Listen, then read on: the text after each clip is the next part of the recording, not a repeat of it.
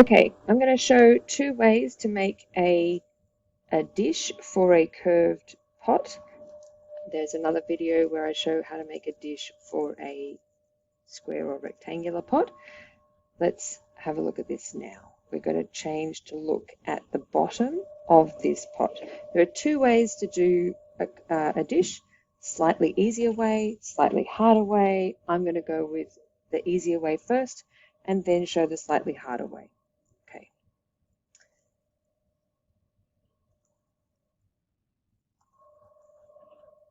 Let's turn that over so I'm looking at the bottom of the pot.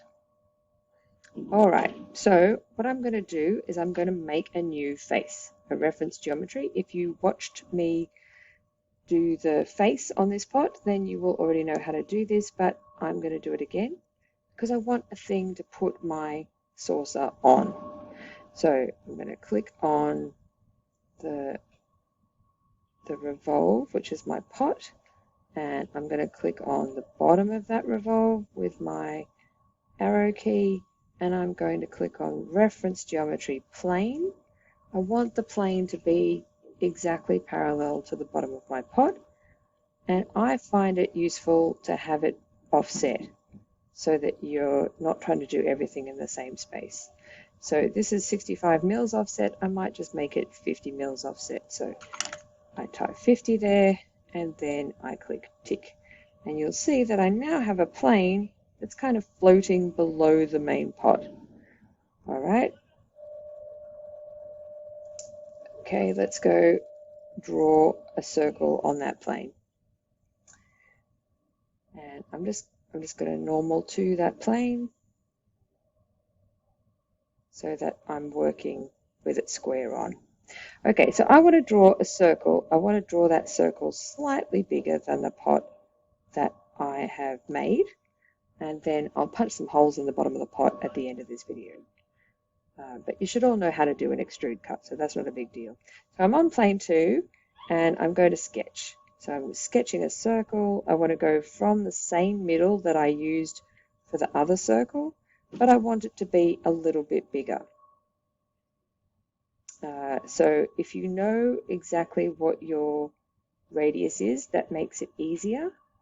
It's probably best to have the radius be 3 or so mil bigger than the radius of the base of the pot. So check your radius and then do it 3 mil bigger. Okay, so I'm going to smart dimension that. And this is the diameter, not the radius. Don't forget that. So twice as big as the diameter of the base circle of your pot. So I'm pretty sure that's 66 mil for me. All right, so now that I've got a circle hanging out in space in the middle of nowhere, let's see it there. Just gonna zoom in for you. There you go. So you can see the circle just sitting there. I want to extrude that up. So let's click on that. Let's exit the sketch. Click on my sketch that I just made, and then I'm going to extrude that up. So features, extrude boss base, and let's go and have a look at it close up.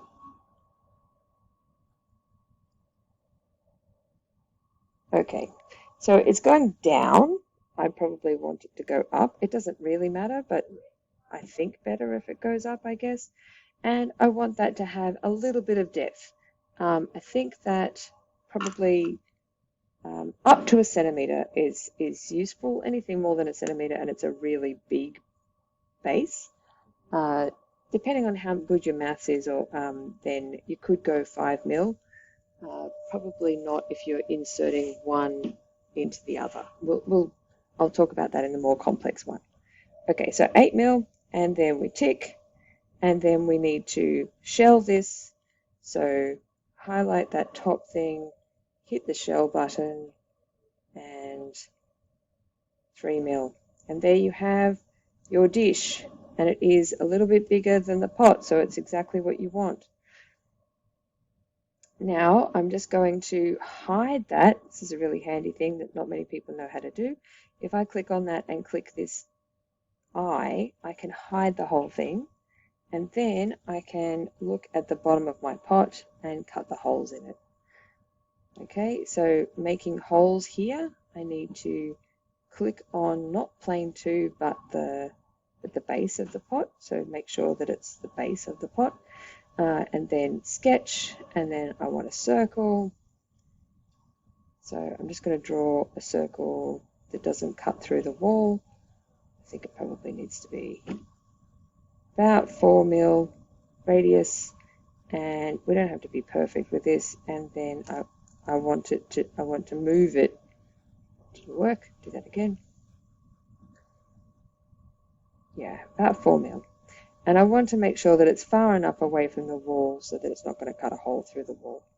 And then I'm going to make an extrude cut from that, and then just multiply it a bunch of times. I don't have to do each individual hole if I don't want to. So I'm going to click on that. That's my sketch. I'm going to extrude cut,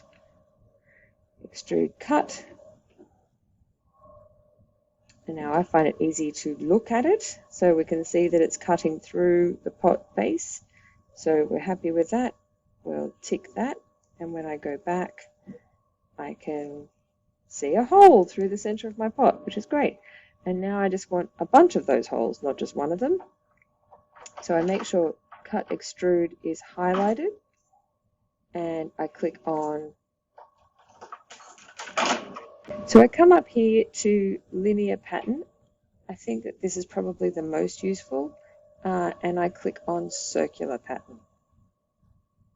Okay, so I want, let's say 4 of these. So I want it to go on the direction of this plane. I just want it to be evenly placed around the circle, and that's what I do. If I keep that as equal spacing, then it just spreads them out around the circle for me. And if I increase the number of holes, that's a lot of holes, that's too many holes. But if I increase the number of holes, each of them will be evenly spaced around the circle.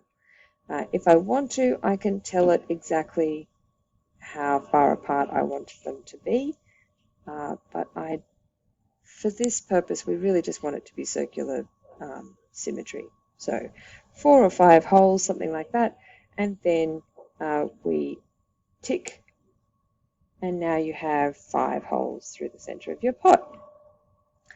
And you have holes through the pot, you have an embellishment on the pot, you have a dish that we can turn back on because it's currently hidden. And there you are, that's the whole thing done.